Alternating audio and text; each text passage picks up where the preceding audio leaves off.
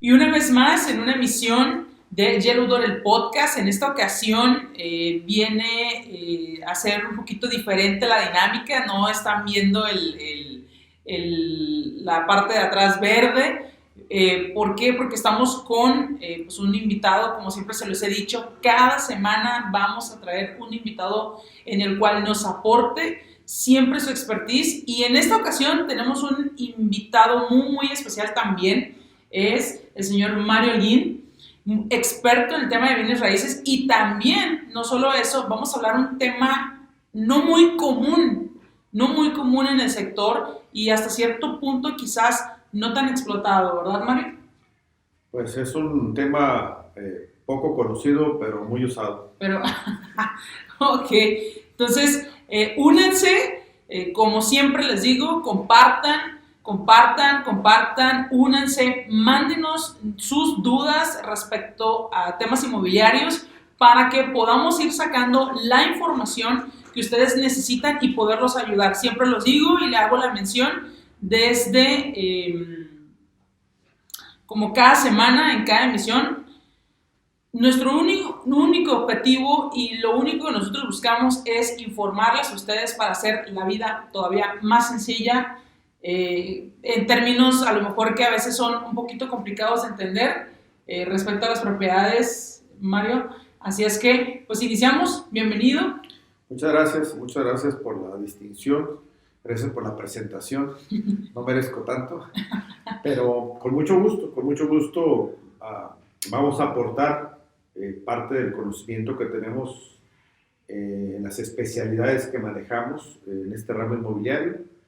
Ya cumplí 20 años en este negocio. Okay. Yo sé que me miro un poco más grande, pero apenas tengo 20 años. 20 años, nada más. Sí. Pensé que yo nada más era la única que estaba quedándome en los 20. Sí, entonces, pero durante esos 20 años hemos acumulado una serie de experiencias, conocimientos, los cuales los aplicamos día con día en el servicio que ofrecemos a nuestros clientes, y con mucho gusto el día de hoy pues tocamos el tema que comentaste, que viene siendo el tema del derecho agrario, cómo es que se trabaja y cómo se regula el derecho agrario en este país.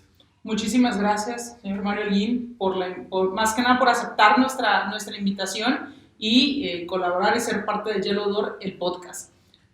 Cuéntenos un poquito de su experiencia. ¿Cuál ha sido su expertise específicamente? Pues mira, en un municipio como Tecate, que es el tercero en territorio en el estado de Baja California,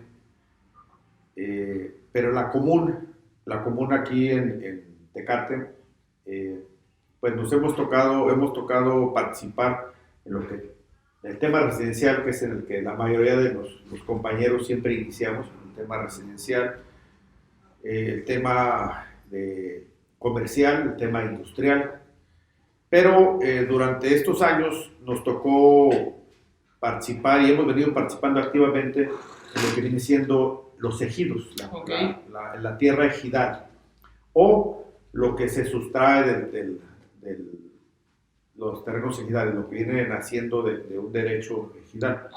Entonces, hemos buscado siempre, en participación con compañeros como ustedes, de enriquecer esos conocimientos, ¿no? Ya sea en cualquiera de los temas residencial, comercial, industrial, ejidal, y nos ha tocado inclusive participar mucho en proyectos también de generación de energía, que también se requiere tierra, y en el tema de minería, en el tema de agricultura. O sea, recordemos que siempre les he comentado que la tierra no es un lujo.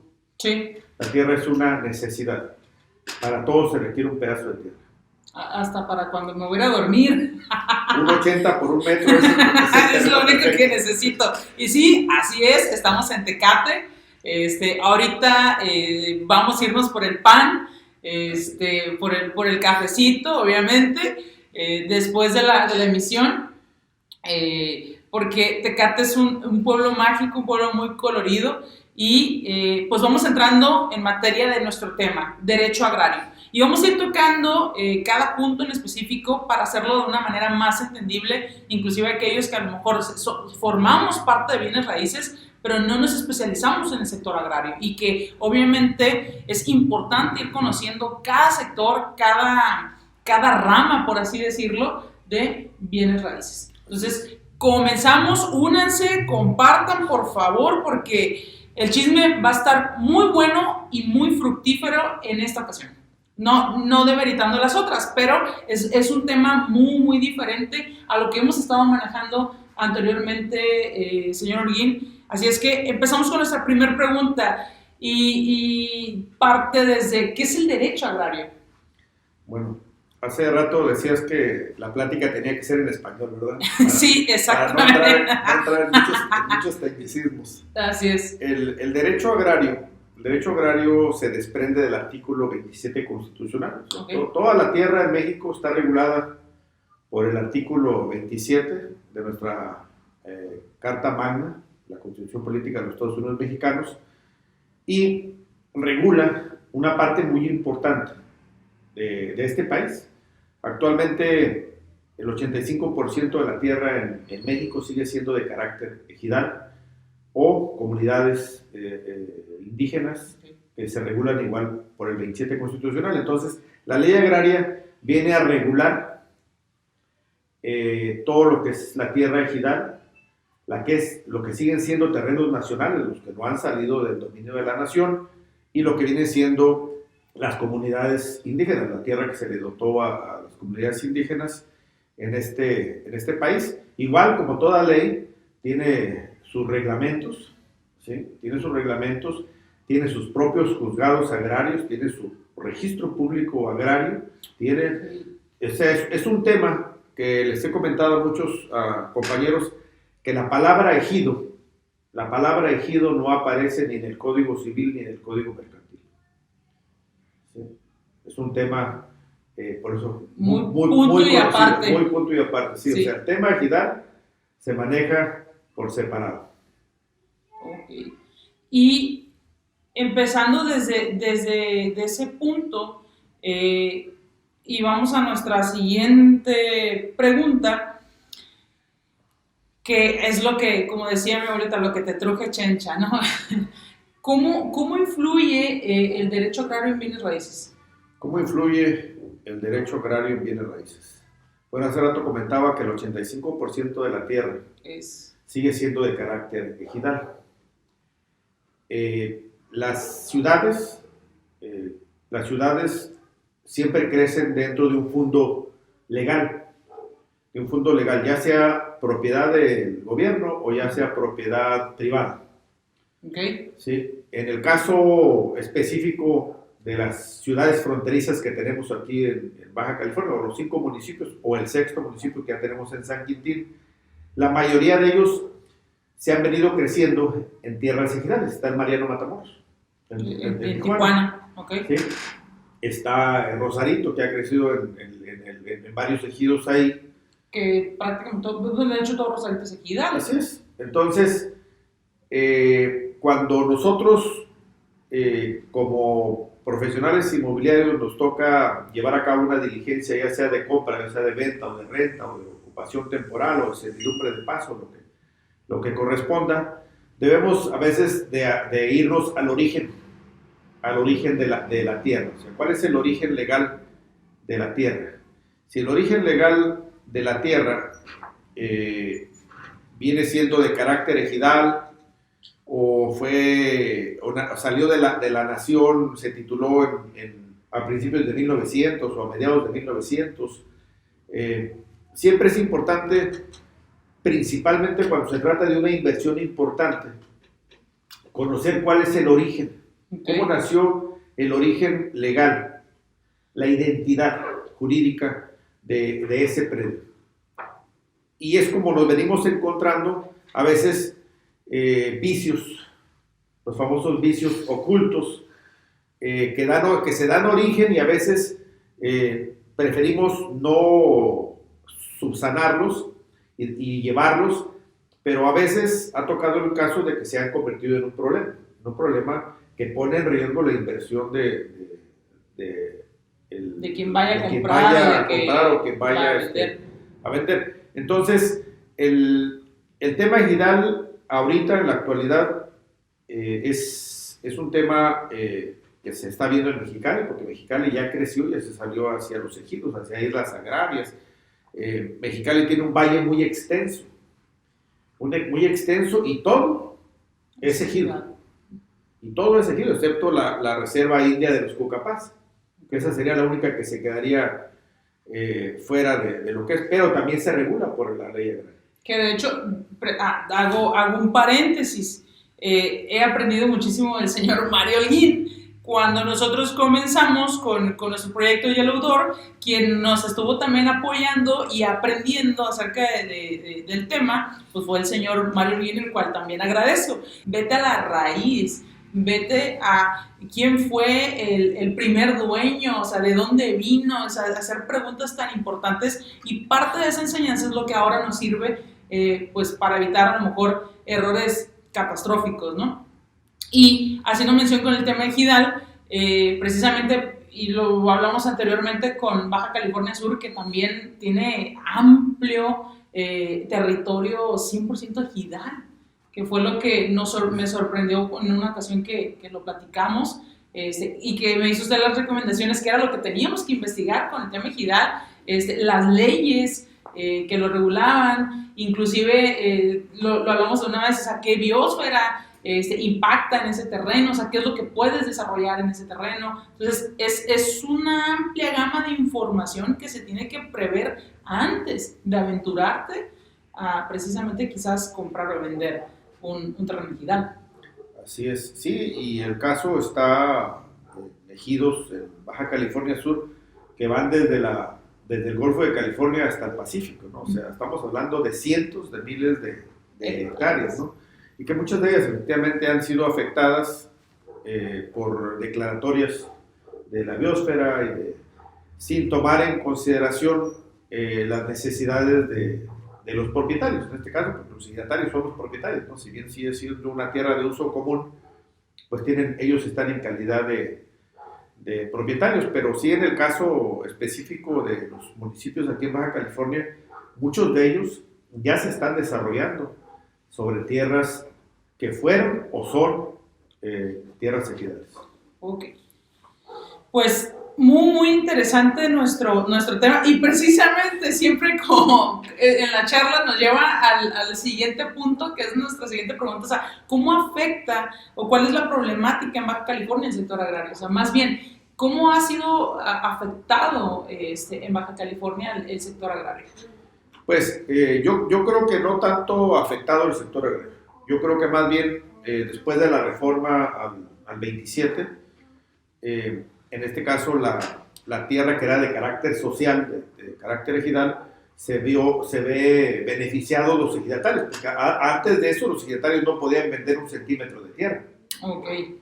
Podían usufructuar la tierra, pero no podían comercializar la tierra. Entonces, considero que el sector agrario se ha visto beneficiado ampliamente, porque finalmente los ejidatarios pudieron aparcelar o decidir el destino de sus tierras, ¿no?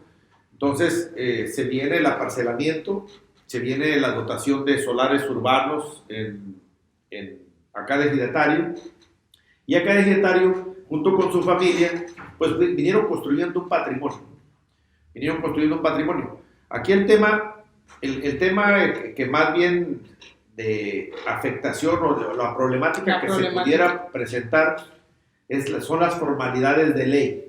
Okay. Hace rato comentaba que la palabra ejido no existe en el Código Civil, en el Código Mercantil.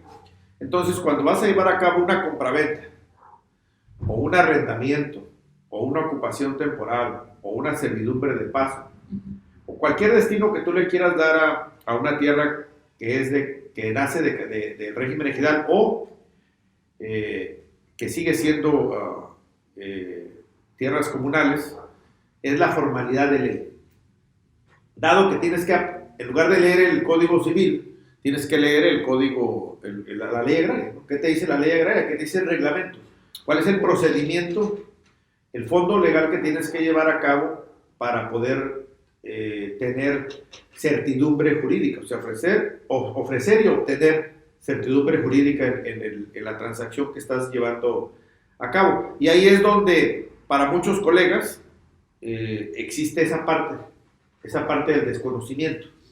Y también, más que nada del desconocimiento, es como que, ay, es el sector agrario, y usted lo acaba de mencionar, es punto y aparte, ¿no? Sabes que yo me voy a lo residencial, me voy al industrial, porque este tema sí tiene a ser revisado minuciosamente para poder trabajarlo de manera correcta. Correcto. En el año 2000, a partir del 2000, que fue cuando la época que se empezó a parcelar, a otorgar certificados parcelarios y títulos de propiedad ya a los miembros de los ejidos, era muy común, y sigue siendo común a veces, que tú llegas a un ejido y oiga, ¿cuánto quiere por su parcela? Pues tanto, ¿no? Y el ejidatario agarra y le da vuelta al certificado parcelario, y en la parte de atrás le pone: cedo los derechos de la presente parcela al señor fulano de tal. Te lo firma, tú le pagas la parcela y te vas para tu casa, llegas y guardas el certificado parcelario debajo del colchón, y se les olvida que hay un procedimiento, hay una forma de cómo llevar a cabo esa venta o esa promesa de venta o ese compromiso que se está llevando a cabo.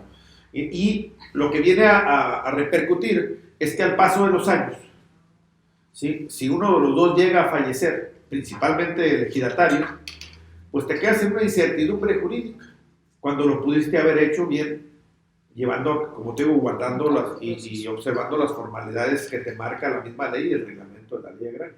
Ok. Eso es precisamente como ejidatario.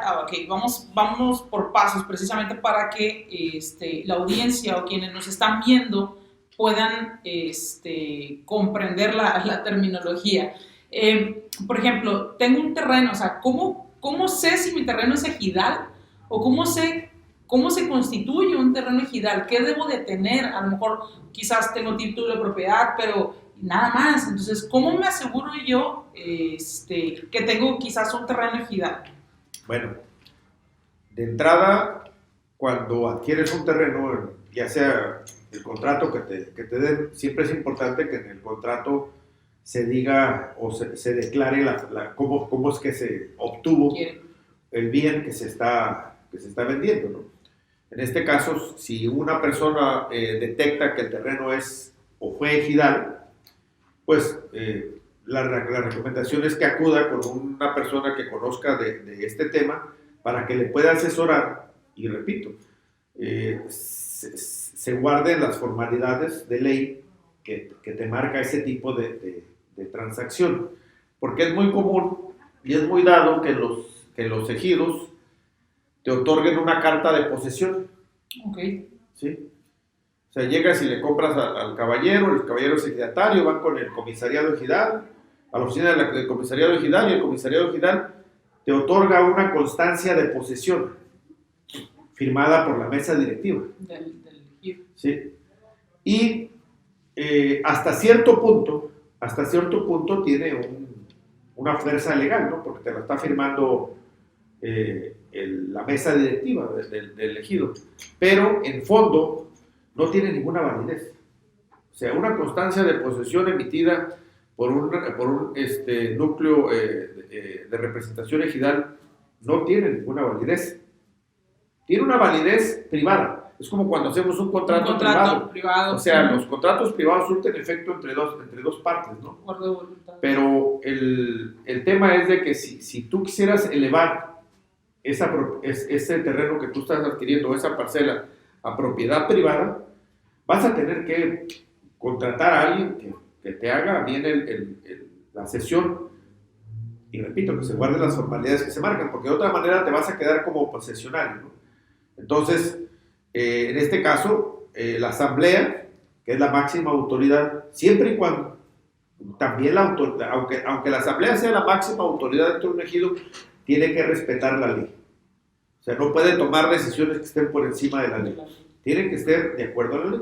Y la ley te marca ciertas formalidades para poder decidir el destino de la tierra, ya sea que la vayas a vender, ya sea que la vayas a rentar, ya sea que la vayas a comprometer, tiene ciertos lineamientos. Entonces, ahí es lo importante, el por qué cuando adquieres un terreno y te están otorgando un certificado de posesión o un simple contrato sobre tierras ejidales, tienes que tener mucho cuidado en ese aspecto. ¿No? Eso es lo que pasa cuando uno está bien poniendo atención respecto al tema.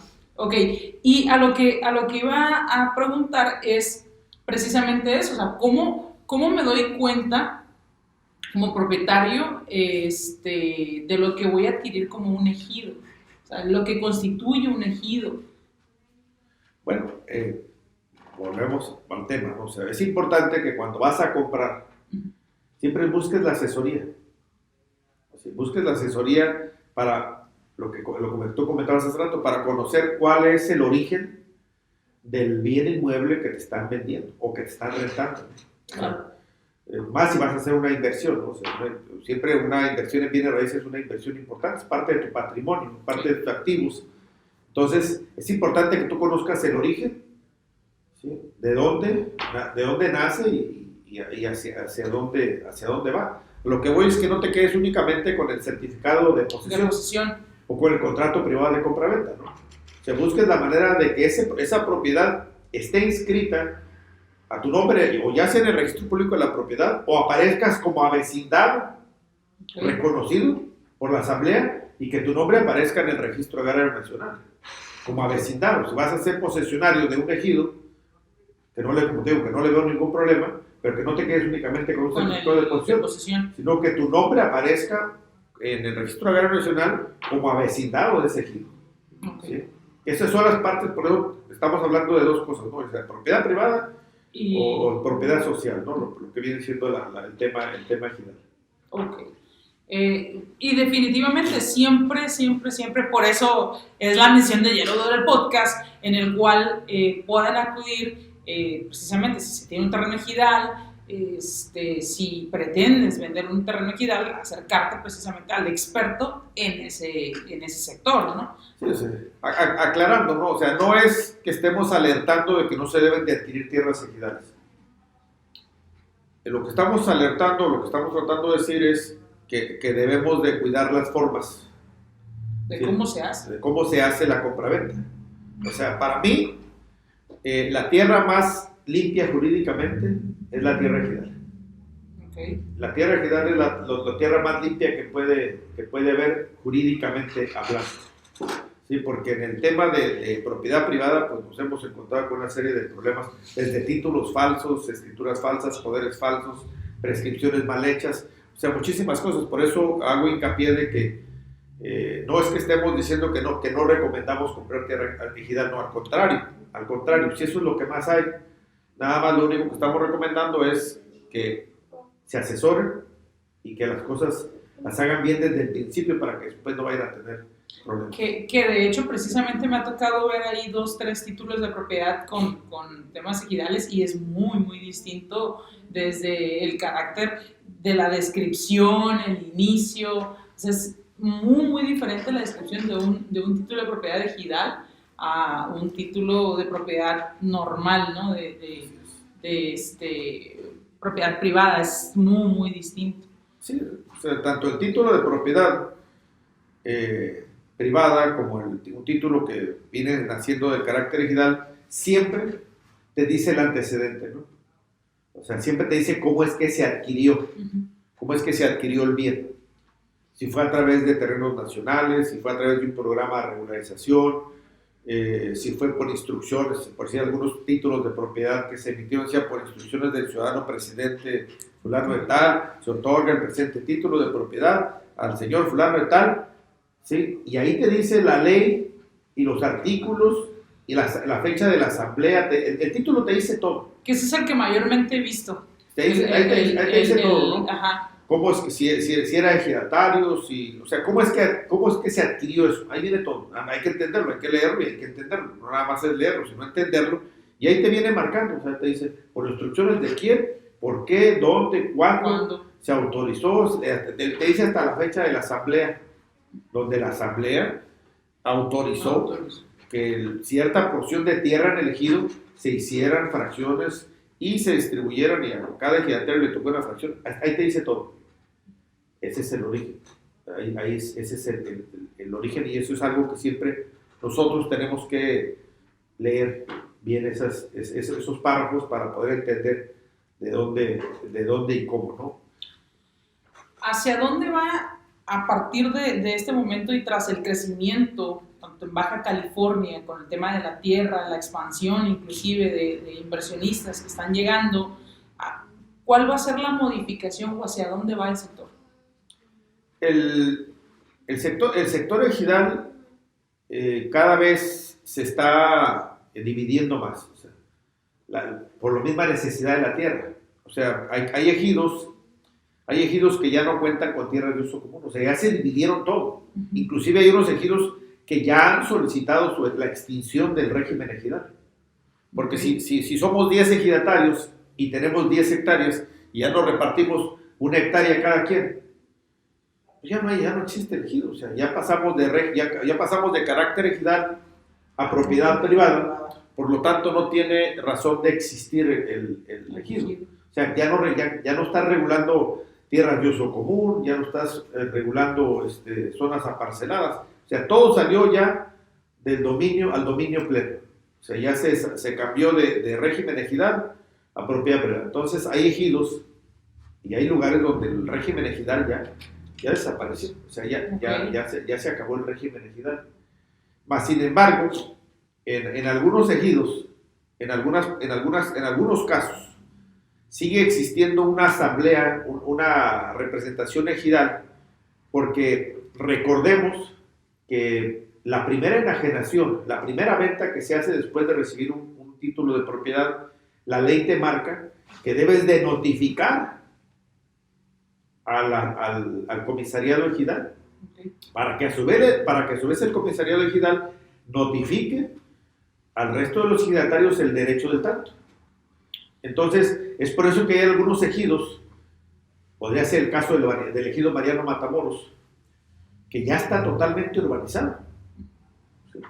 Totalmente urbanizado. Yo creo que es una de las zonas que más población tienen en Tijuana, pero que seguramente, sin temor a equivocarme, siguen teniendo una mesa directiva. Y esa mesa directiva la tienen única y exclusivamente para poder guardar esas formalidades que te exige la ley al momento de hacer la primera enajenación. Ok. De hecho, Mariano Matamoros, y a mí, por ejemplo, en Tijuana me ha tocado ver todavía ciertos títulos de propiedad ejidales. Sí. Y sí, digo, o algunos inclusive que lo que platicábamos hace un momento antes de entrar a grabación. Es decir, hay ni siquiera quienes los tienen, que no los sacaron en su momento. Sí, y esa es la razón por la cual el Tribunal Agrario, porque los ejidos tienen sus propios tribunales donde se ventilan problemas de origen ejidal. Es por eso que es tan complicado meter un asunto en el Tribunal Agrario, porque están saturados, igual como el Poder Judicial, ¿no? Están saturados de problemas patrimoniales. Y ¿para qué esperar a irte a que un juez te tenga que dictar sentencia a favor o en contra sobre un asunto ejidal, cuando ahorita puedes resolverlo? Se puede arreglar eso ahorita, antes de que pasen más años y el problema se haga más añejo. Y prever precisamente que si se va a hacer una operación desde el punto cero, hacerlo perfectamente bien, bajo los lineamientos adecuados. Exacto. Ese es lo mejor que pueden hacer, es hacerlo bien desde un principio y no esperar a que esto se convierta que termine resolviéndolo un juez. Yo creo que inclusive la problemática que todavía existe, lamentablemente, aunque ya hay información, aunque hay donde asesorarse, sigue pasando esa situación de que, ¿sabes qué? Te vendo mi terreno ejidal, te entrego mi título. Y así yo a puño y letra, como antes, cedo los derechos de mi terreno, lo vendo a fulanito de tal. Sigue pasando, lamentablemente. Es muy común. Es algo muy común dentro de los ejidos. De los ejidos, sí. Es muy común dentro de los ejidos y, bueno, ahí es donde nosotros que andamos en este negocio, pues es el nicho de oportunidades para muchos de nosotros, ¿no? Poder participar y asesorar, en este caso, ese tipo de transacciones. Sí, que es lo más importante. Y precisamente ya aquí esta pregunta, señor Marilyn, ya es muy específica a quienes a lo mejor por algún azar del destino llegamos a tener, obviamente cada uno está especializado en cierto sector, por eso siempre nosotros traemos expertos cada semana, porque no hay nada mejor que te acerques a alguien experto en el tema. Si bien la mayoría de los inmobiliarios conocemos un poquito, a lo mejor muy poquito de cada sector, sin embargo no somos expertos al 100% de todo. Entonces, aquí ¿cuál sería la recomendación más que nada a nuestro sector inmobiliario para conocer el sector agrario? Pues bueno, en muchas ocasiones hemos comentado que los asesores inmobiliarios tenemos una habilidad múltiple, ¿sí? De ser poquito abogados, poquito ingenieros, poquito arquitectos, poquito psicólogos, mediadores, ¿sí? Consejeros. Entonces, si ya andamos en ese tema, no está por demás abonarle al conocimiento del tema agrario. Repito, dado que es un tema totalmente diferente, que se rige por su propia ley, por sus propios reglamentos, por sus propias dependencias, y que es un excelente nicho. Repito, las ciudades ya crecieron y sus fondos legales de crecimiento están entrando sobre tierras ejidales. Entonces, se tiene que conocer ese tema. Eso es una recomendación, ¿no? Sí, es que en este punto ya es la recomendación de Mario Holguín. Sí, igual alguien decide quedarse y ser experto en venta de propiedades por medio de créditos Infonavit o créditos Fobiste, o alguien se dedica única y exclusivamente a cuestiones industriales, comerciales, y dice, yo no necesito conocer de temas ejidales, ¿no? Pero nunca está por demás tener en tu archivo de conocimientos el tema agrario, ¿no? Es parte de los múltiples conocimientos que acabo de mencionar, el conocer un poco sobre el tema agrario. En mi caso, para mí ha representado un nicho muy importante. Hemos tenido la fortuna de participar en muchos proyectos y en su mayoría en tierras ejidales o en tierras de carácter indígena, ¿no? Lo que vienen siendo las comunidades indígenas. Entonces, hay muchas personas que están y que necesitan, pero no saben a dónde acudir. Ajá, entonces, en este caso, los ejidatarios tienen su representación agraria. Cada ejido tiene un visitador agrario que es su representante, es como su consejero. Okay. Pero las dependencias o el personal que las dependencias tienen es insuficiente, como en muchas otras cosas, para poder atender todos los problemas, ¿sí? Pero la misma ley agraria establece una visitaduría agraria de un representante, que es como su representante legal de ellos, que los asesora. Pero muchas veces ellos no saben a dónde acudir, o están las oficinas muy lejanas. A lo mejor para los millennials, pues es muy fácil brincarle al internet y buscar información del tema agrario o entrar digitalmente a las oficinas, pero para muchas personas que ya están de la tercera edad, que son los fundadores de los ejidos, pues para ellos es imposible, o a veces temerosos de poder buscar asesoría, ¿no? Pero yo recomiendo a todos los que andamos en este negocio conocer un poco sobre este tema. Y que es muy vasto y muy extensa la información. No, es todo un tema, ¿eh? Sí, es un país dentro de otro país, así. Así literalmente. Y está más grande que el otro. Sí. O sea, está más grande que el otro. Así que más que nada por eso también es de que ciertos inmobiliarios es como que, así como que, sector agrario, qué bonito, pero punto y aparte. Entonces, por otra parte, por ejemplo, en su caso, dices, sabes que ese es mi expertise, ahí es donde he sido experto durante mi trayectoria y es donde más he tenido en mi nicho de mercado. Así es. Pues sí, digo, hay muchas personas o colegas que son expertos en desarrollos inmobiliarios de AAA y pues ellos no necesitan, ¿no? Pero bueno, aquí estamos nosotros, ¿no? Exactamente. Aquí estamos nosotros y me ha tocado colaborar con algunos compañeros que, como te digo, ellos son expertos en alguna materia y bueno, nos piden o nos solicitan a veces información o apoyo. Y para eso estamos, ¿no? Y viceversa, igual cuando nosotros necesitamos el apoyo de algún colega que respecto a un producto que nosotros no tenemos ese expertise sobre ese producto, igual vamos, tocamos la puerta y afortunadamente hay una excelente colaboración en la mayoría de los compañeros, ¿no? Claro. De los colegas. Así es. Señor Mario Holguín, sus datos de contacto. Pues está fácil. Yo soy más conocido que las galletas de Animalito, pero aquí estamos a sus órdenes en Tecate, aquí en la zona centro, en calle Presidente Elías Calle número 35, zona centro. Ahorita estamos trabajando bajo el nombre de Holguín Inmobiliaria, es www.holguininmobiliaria.com.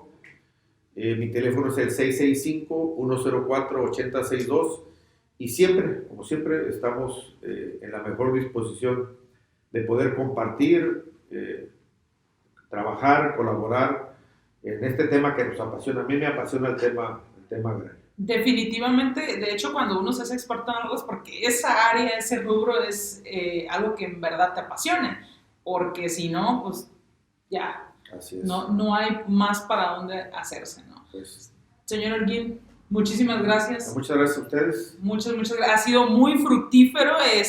Por lo regular siempre estamos bromeando, cotorreando, jajaja, pero es tan demasiada la información y estaba yo si se pudieron dar cuenta, en el cual escuchando, poniendo atención, porque pues obviamente es información muy, muy importante. Así es que si tienes un terreno ejidal, si perteneces a un ejido, si por ejemplo, tus papás, tus abuelos, quizás a lo mejor, como dice el señor Holguín, somos ya muy, muy millennials, pero es muy importante saber porque las nuevas generaciones también es lo que van a heredar.